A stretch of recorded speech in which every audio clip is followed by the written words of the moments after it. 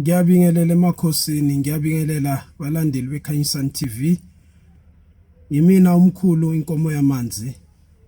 Namuhla ngithanda ukuzokhuthaza ngokulapha imimoya esemzimbeni nokwelapha abantu abadala ohamba nabo. Ngithi kubaluleke kakhulu ukulapha imimoya bantwana bethonga. Kunemimoya edinga ukuthi ilashwe, edinga ukuthi ulekelelwe kuyo ukuthi ulashwe. Ungeke uyilaphe wena. Kukhona imimoya edinga ukuthi uhambe ulashwe nawe ukuze ukwazi ukubuya nawe uyolapha abanye abahlushwa imimoya.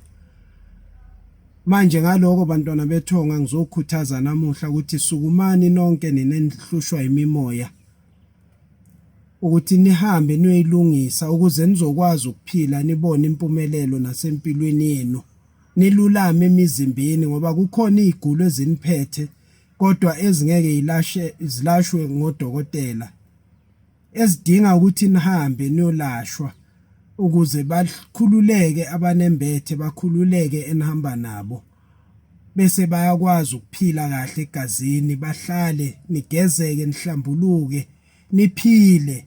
Kubonakala uqhamuka ukuthi uyaphila. Ukubaluleka kokulapha imimoya.